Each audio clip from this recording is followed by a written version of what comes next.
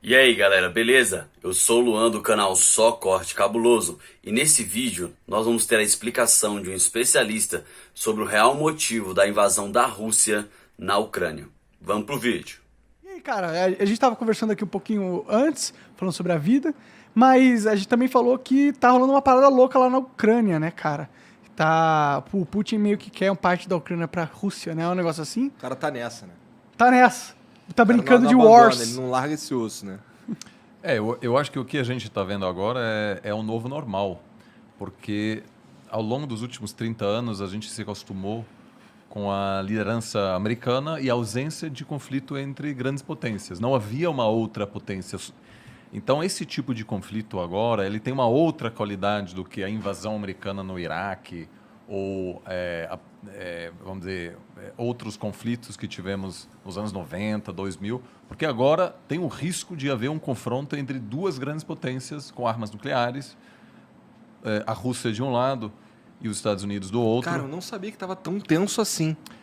O que acontece é que a Rússia finalmente, depois de 30 anos de passar por um processo de muita fraqueza, durante o qual ela não conseguiu defender o que ela considera a sua zona de influência, é um país muito enfraquecido depois do colapso da União Soviética. Então, os Estados Unidos acabou ampliando aos poucos sua esfera de influência. A Ucrânia não faz parte da OTAN, que é um acordo de defesa coletiva, que quer dizer, qualquer ataque a um membro da OTAN é um ataque a todos os países, portanto, todos precisam defender esse membro. A Ucrânia está fora disso, mas os Estados Unidos estavam começando a dar sinais de que até a Ucrânia poderia entrar na esfera de influência americana. E a Rússia agora, depois de 30 anos depois do colapso, está ganhando a força novamente para tentar retomar esse espaço.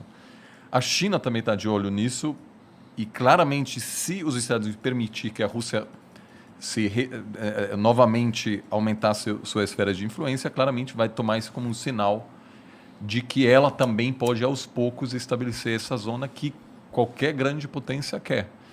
Né? O que uma grande potência quer? Segurança, integridade física, territorial. Porque na história internacional, países às vezes desaparecem. Então, o que qualquer país quer é segurança de fronteiras e a melhor maneira de você ter segurança é você controlar seus vizinhos. Os Estados Unidos teve essa grande sorte de ter dois vizinhos fracos, Canadá e México, e ter dois oceanos que protegem os Estados Unidos. A China não tem essa sorte, que está cheio de outras grandes potências, e a Rússia sempre também buscou controlar a Europa Leste. Então agora, na verdade, é evidente que os Estados Unidos não conseguirá manter essa hegemonia que estabeleceu nos últimos 30 anos, e a Rússia aos poucos está querendo, né, retomar esse espaço perdido. Então, mesmo se houver uma solução agora a curto prazo, essa tensão geopolítica veio para ficar. Entendi. É o novo normal. Isso é a Rússia fortalecida ou os outros países enfraquecidos que deram sei lá, essa Brecha. oportunidade? Você tá falando que os Estados Unidos se enfraqueceu, é Não, isso? tô perguntando, Eu acho que são os dois. O sistema, como a gente o conhece hoje, ele foi criado depois da Segunda Guerra Mundial e novamente depois da Guerra Fria. Então, os Estados Unidos estava muito superior. Claramente, era a única grande potência. A Rússia estava muito fragilizada e a China ainda não era uma grande potência. Então, era evidente que aquilo não era sustentável, que em algum momento a Rússia, que é uma superpotência energética, maior exportadora de gás natural, mas de vários outros produtos também, trigo, por exemplo, petróleo, que ela em algum momento ia se reerguer e reconquistar um espaço perdido. A China também cresceu a taxas incríveis ao longo dos últimos anos, vai superar os Estados Unidos. Então, essa posição privilegiada dos Estados Unidos, ela está se desfazendo agora. E esses processos de transição, eles sempre são difíceis, porque nenhum presidente americano pode dizer, ok, gente, lideramos a economia internacional por décadas, agora chegou a hora de passar o bastão para os chineses. Eles não podem fazer isso. Mas, ao mesmo tempo, a população americana não quer mais sustentar essa grande presença de bases, por exemplo, havia um desejo americano de tirar as tropas do Afeganistão. O pessoal cansou, não queria mais. Então, eu acho que é um pouco dos dois, um declínio relativo dos Estados Unidos, que é um país muito fragilizado agora, né, que tem uma tensão enorme interna. Eu estou mais preocupado com a democracia americana do que com a democracia brasileira. Sério? É uma situação horrível. Eu cresci, né? Eu fiz o colegial no interior dos Estados Unidos e essa galera vive num planeta diferente. São todos trumpistas, muitos seguem a teorias de conspiração. Eu mantenho esse contato com eles e eu fiz minha pós perto de Boston. Essas pessoas estão muito, muito mais distantes um do outro do que o bolsonarista e o petista aqui no Brasil. Sério? Lá você consegue, olhando o CEP da pessoa, você consegue saber em que essa pessoa vai votar. Entendi. As pessoas avisam no Tinder se eles são trumpistas ou democratas, etc. Então, em função dessa crise interna, os Estados Unidos não tem uma dificuldade imensa em se projetar como antes. Então, acho que são grandes ciclos históricos e não tanto a Rússia, mas acima de tudo a China terá um papel muito maior e o grande drama será negociar essa transição sem grande conflito. Que, aliás, deu certo 100 anos atrás. Quando a Inglaterra dominava o mundo, os Estados Unidos estavam em ascensão e a Inglaterra deixou os Estados Unidos assumirem a dianteira sem entrar em conflito com ela. Até porque já tinham perdido uma vez, né? Eles sabiam que não fazia sentido. Era muito melhor se aliar à nova grande potência. Sim. Mas os Estados Unidos, ao longo dos últimos 100 anos, enfrentou uma ameaça existencial 3 vezes. A Alemanha imperial na Primeira Guerra Mundial. Aí, de maneira preventiva, os Estados Unidos entrou para derrotar a Alemanha, porque sabia que se a Alemanha ia vencer na Primeira Guerra Mundial, o próximo alvo seriam os Estados Unidos. Aí, de novo, a Alemanha nazista e Japão imperial. Derrotou os dois para não sofrer um ataque depois. Acabou, na verdade, sofrendo no Havaí, né? Pearl Harbor. Agora, com a China, a estratégia foi outra. Foi de querer abraçar a China economicamente, fazer comércio com os chineses, se abrir a eles, na esperança de que os chineses, ao se desenvolver economicamente, iam aceitar essa ordem. Que foi uma grande aposta e agora, aos poucos, os americanos se dão conta que aquilo não funcionou. Os chineses, graças à ajuda americana também, se desenvolveram, vão se transformar na maior economia do mundo, mas olham para os americanos e acham, a história americana é assim em comparação com a história chinesa. Então, para os chineses, jamais se integrariam num sistema liderado pelos Estados Unidos. E a Rússia também, a grande aposta de chamar a Rússia para dentro do sistema fracassou. A Rússia fazia parte do G8, aí saiu, aí voltou a ser G7. Então, esses dois estão claramente, não estarão dispostos a ter um papel secundário, né? Então, acho que a gente está indo claramente nesse caminho. E a Ucrânia? A Ucrânia está afim de integrar a Rússia? Cara, a Ucrânia realmente é um país que hoje está um pouco fora das esferas de influência e isso é um perigo para um país, porque a Alemanha, por exemplo, queria fazer parte da esfera de influência dos Estados Unidos, queria integrar a OTAN. Depois do fim da Guerra Fria, a Polônia também foi para esse lado. A Ucrânia, na verdade, é um país muito novo, independente faz 30 anos só. A capital ucraniana foi a primeira capital russa. Então, os dois países estão muito conectados. Entendi. Entendi. E a capital só depois ela migrou de Kiev para Moscou. Então, o Putin sempre fala, a Ucrânia não é um país independente, somos irmãos. E, de fato, muitos líderes... É muito comum você ter um pai ucraniano, uma mãe russa, etc. Ou seja, tem muita conexão. O povo é muito conectado. Mas hoje é um país independente.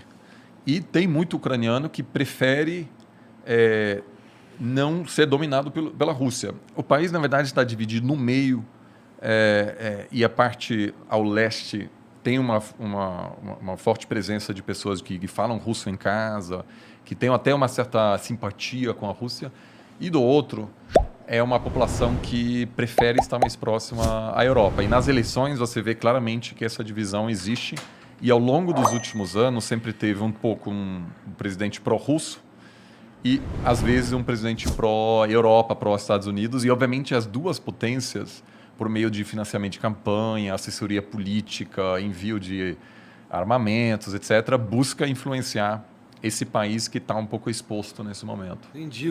O que tem de tão legal na Ucrânia para o russo querer tanto aquele território? Cara, cultura, né, mano? Será a capital do país uma época. Mas é só isso? Não tem dinheiro envolvido? Olha, já não tem sei. a parte cultural, mas, como eu falei,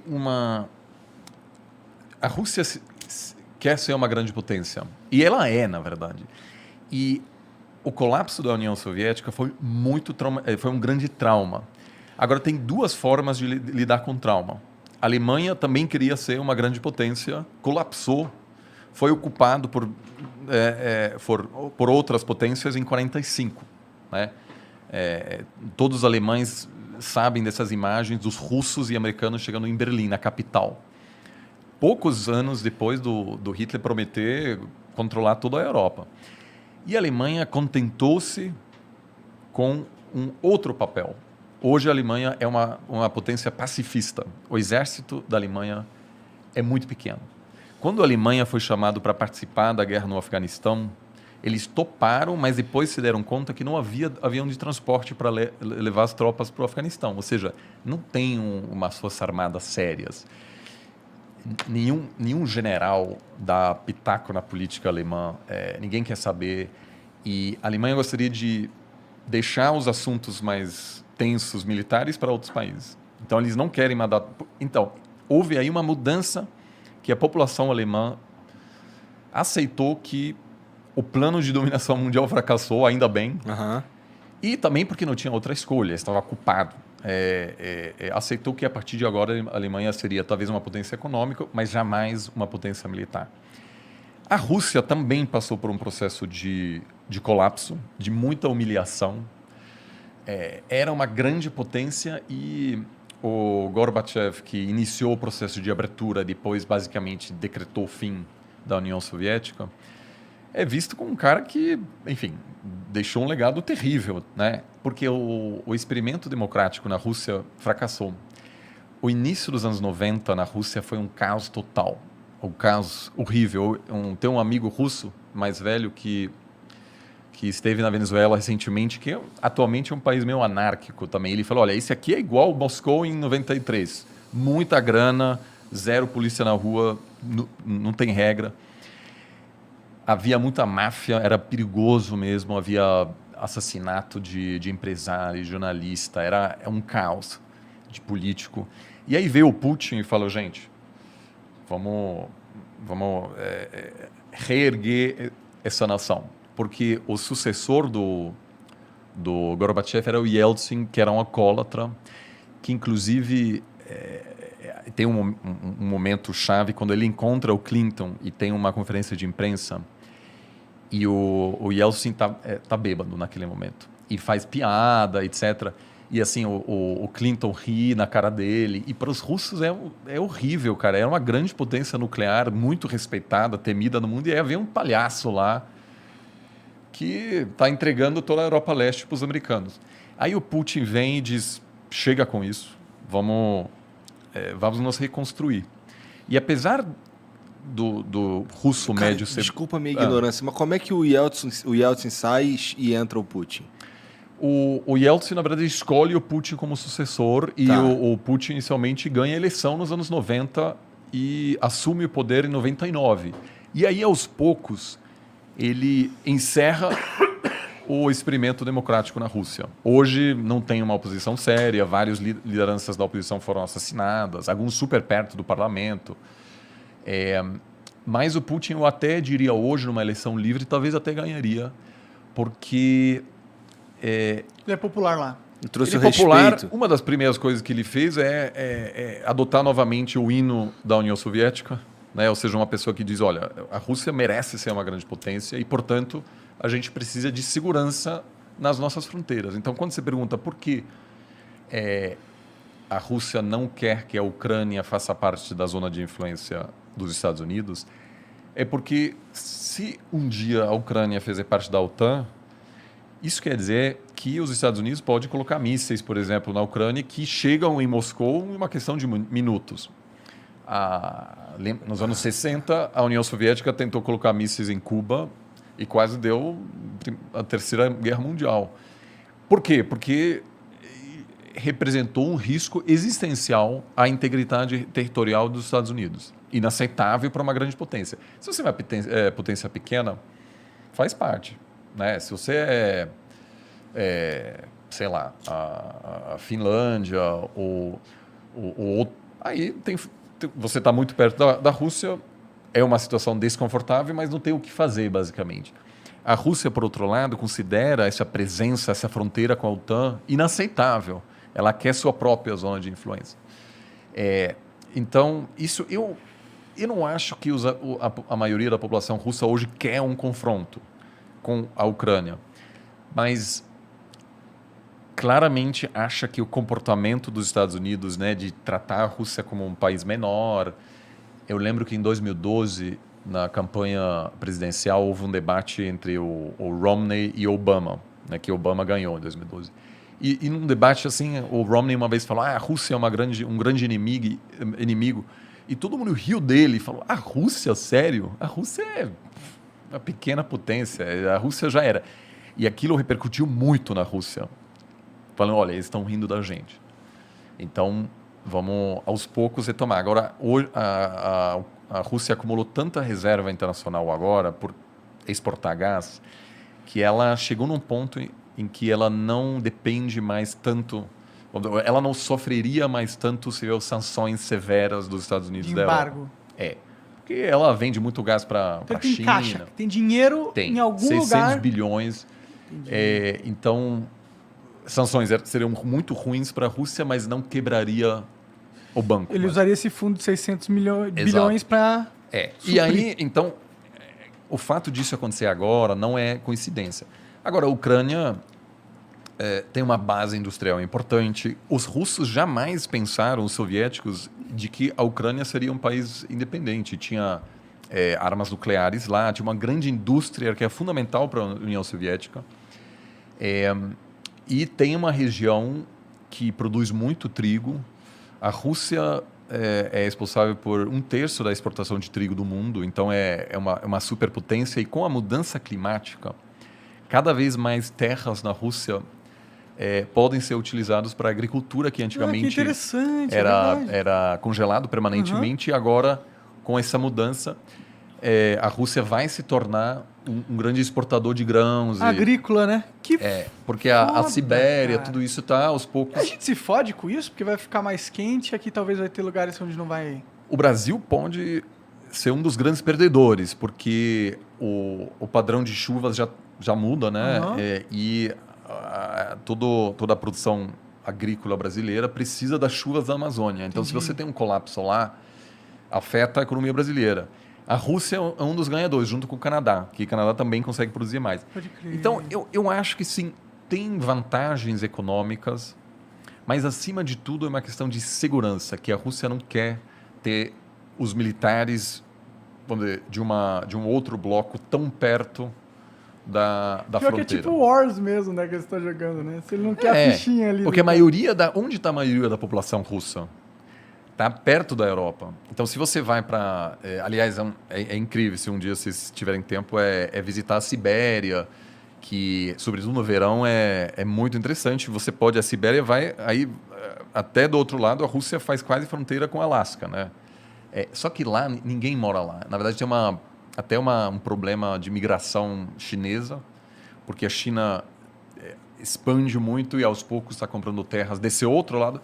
Mas a maioria da população russa está perto de Moscou, perto da Ucrânia. Então, o fato de você ter uma presença americana lá atrapalha os russos muito mais do que a ascensão chinesa que, enfim, acontece lá longe na Sibéria. E a China é mais um provável aliado da Rússia do que os Estados Unidos, né? E aí vem o grande problema, porque o que muita gente nos Estados Unidos diz? Botar sanções, se os russos invadirem a Ucrânia, por exemplo, tirar eles do sistema bancário internacional, impossibilitar que qualquer pessoa faça negócio com a Rússia. Isso para a China é excelente, porque a Rússia faz o quê? Vai ter que fazer negócio com a China. Então, sanções, eu pessoalmente acho que não dá muito sinal. Em Cuba, por exemplo... Pelo que você está dizendo aí, se houverem sanções à Rússia, quem fortalece a China. Claro, porque a Rússia vira mais dependente de outros atores, eles que não querem acima fortalecer de tudo, a a China. China. E também, se você impuser sanções, o governo pode culpar qualquer problema apontando para as sanções. Dizer, a gente está super mal, mas é a culpa dos outros.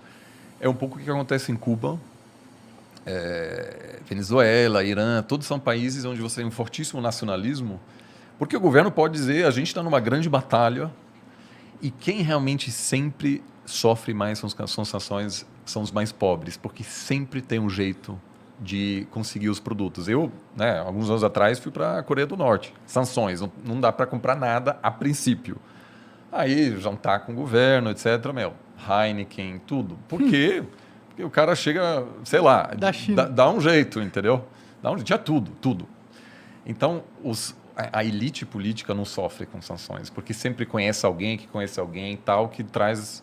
Quem sofre é a galera mais pobre. Então, eu espero muito que essa não será uma das respostas do Ocidente, se tiver um conflito. E aí, curtiu o vídeo? Então inscreva-se no canal, deixa o seu like e ativa o sininho de notificações. Para você não custa nada, mas para mim vai valer muito. Valeu, galera, e até o próximo vídeo.